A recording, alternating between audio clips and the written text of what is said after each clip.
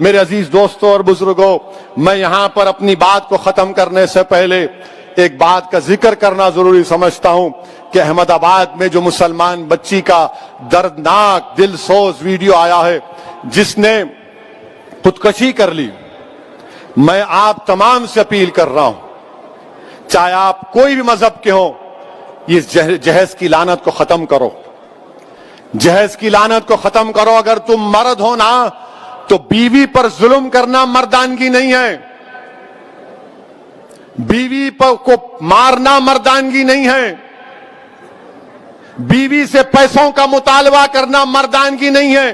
تم مرد کہلانے کے بھی لائق نہیں ہوگا اگر تم ایسی حرکت کرو گے۔ وہ معصوم بچی پر ظلم کیا گیا، وہ تنگ آ گئی جہیز کی لعنت کی، جہیز کا مطالبے پر، اس آدمی کے مارنے اور پیٹنے پر، اور اس نے اتنا بڑا اقدام کر لیا۔ شرم آنی چاہیے ان گھر والوں کو جنہوں نے ہماری اس بیٹی کو مجبور کیا۔ میں تو اللہ سے دعا کروں گی اللہ تم کو غارت کرے، تم لوگوں کو۔ ہر باپ کی تکلیف تم نہیں سمجھ سکتے۔ اگر کوئی باپ خبر میں جاتا ہے، میں کئی ایسے لوگوں کو جانتا ہوں جو زندگی کی آخری سانسیں لیتے ہیں اور اپنا ہاتھ پکڑ کر دھیمی سی آواز میں کہتے ہیں اسد صاحب بچی کی شادی ہے، انتظام کرا دو، مرنے سے پہلے کچھ ہو جائے۔ کیا ہو رہا ہے ان لوگوں کو؟ کتنے عورتوں کو تم مارو گے؟ کیسے تم مرد ہو جو بچیوں کو مار رہے ہو، ان کی جانیں لے رہے ہو؟ کیا تم میں انسانیت مر چکی ہے؟ اور ایسے کتنے لوگ ہیں جو اپنی بیویوں پر ظلم کرتے ہیں، تھپڑ مارتے ہیں، جہیز کا مطالبہ کرتے ہیں، حاملہ بیویوں کو ڈھکیلتے ہیں اور باہر نکل کر اپنے آپ کو بڑا فرشتہ کہلاتے ہیں۔ ارے یاد رکھو تم دنیا کو دھوکہ دے سکتے ہو مگر اللہ کو نہیں دیکھ سکتے۔ اللہ دیکھ رہا ہے، اللہ سمجھ رہا ہے، اور اللہ ضرور مظلوم کا ساتھ دے گا، اللہ مظلوم کا ساتھ دے گا۔ میں ان تمام مسلمانوں سے اپیل کر رہا ہوں، اللہ کے رسول صلی اللہ علیہ وسلم نے ارشاد فرمایا تھا کہ تم میں سب سے بہترین وہ ہے جو اپنے گھر والوں سے اچھا ہے، بہترین اخلاق اس کے ہیں جو اپنی بیویوں سے اچھا برتاؤ کرے گا۔ یاد رکھو اگر تم اپنی بیویوں کو مارو گے تو کل یہی مار کا تم کو حساب حشر کے میدان میں دینا پڑے گا۔ جو مسلمان ہیں بتاؤ میرے کو ایک مثال دو کہ ہمارے نبی ہمارے رسول جن کے نام کے خیرات کا صدقہ ہم کھاتے ہیں، کیا انہوں نے کبھی ہماری امت کی ماؤں کو مارا؟ کہ اللہ کے رسول صلی اللہ علیہ وسلم کی مثال دو۔ تم کہتے ہو کہ میں محمد صلی اللہ علیہ وسلم کا امتی ہوں، ارے شرم سے ڈوب مرو۔ تم رسول اللہ کے امتی ہو اور اب بچی کو مارتے ہو، اس بچی سے جہیز کا مطالبہ کرتے ہو۔ ارے اسلام میں جہیز کا مطالبہ کرنا حرام ہے، حرام ہے، حرام ہے۔ تم سور کا گوشت بھی نہیں کھا رہے بلکہ تم حرام کام کر رہے ہو۔ ختم کرو یہ جہیز کو۔ کیا لے کے جاؤ گے خبر میں؟ حیدرآباد کی دکن کی تاریخ بھری پڑی ہے، محلات ہیں بادشاہوں کے، ان کے مقبرے پر آج پھول ڈالنے والا کوئی نہیں ہے۔ کیا لے کے جاؤ گے تم کسی بچی پر ظلم کر کے؟ کتنی دولت تم کو چاہیے؟ ظلم کرے اس بچی پر، تکلیف ہوتی ہے، شرمندگی ہوتی ہے۔ سوچو اس بات کو، ختم کرو ان برائیوں کو اپنے معاشرے سے۔ بچیاں اللہ کے رسول صلی اللہ علیہ وسلم مسلمانوں کے لیے کہہ رہا ہوں بلکہ دنیا کو بتا رہا ہوں کہ ہمارے رسول صلی اللہ علیہ وسلم جب اپنے بیٹی سے ملنے جاتے، شہزادی جنت سے، یا وہ آتی، اللہ کے رسول صلی اللہ علیہ وسلم اپنی صاحبزادی کے لیے کھڑے ہو جاتے، بیٹی کے لیے کھڑے ہو جاتے تھے، حضرت فاطمہ کے لیے پیشانی پر بوسہ دیتے اپنی بیٹی کو۔ اور تم کیا کر رہے ہو؟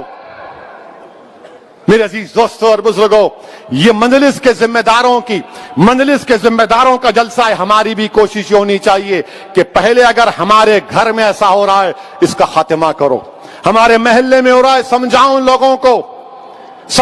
لوگوں کو، اور میں ہماری بیٹیوں سے کہوں گا کہ ڈرنا نہیں، تم ہرگز اپنی جان نہیں لینا، تم کبھی اپنی جان نہیں لینا، کبھی نہیں لینا تم اپنی جان، تم زندہ رہو، ہم تمہارے ساتھ ہیں۔ تمہاری جان کی قیمت ہے میری بیٹیوں۔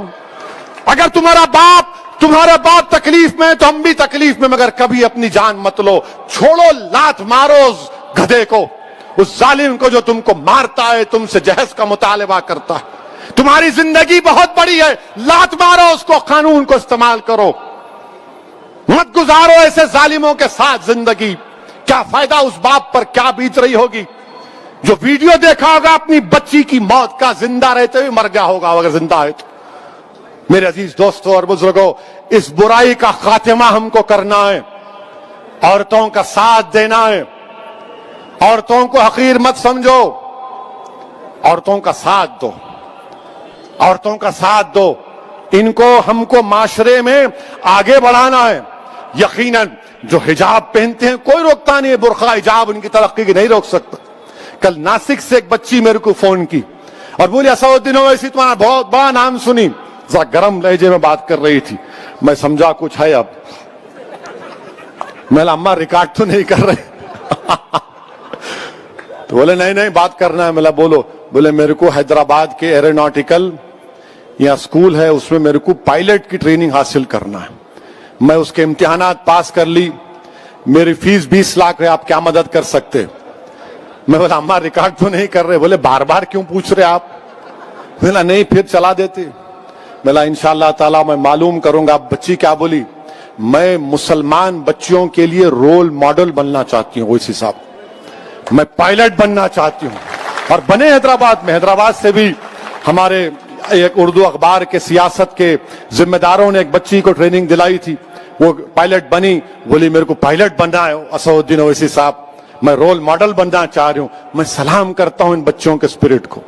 اگر آپ کو اللہ نے بیٹی دی تو بیٹے سے زیادہ اس کو قابل بناؤ، بیٹے سے زیادہ اس کو علم دلاؤ.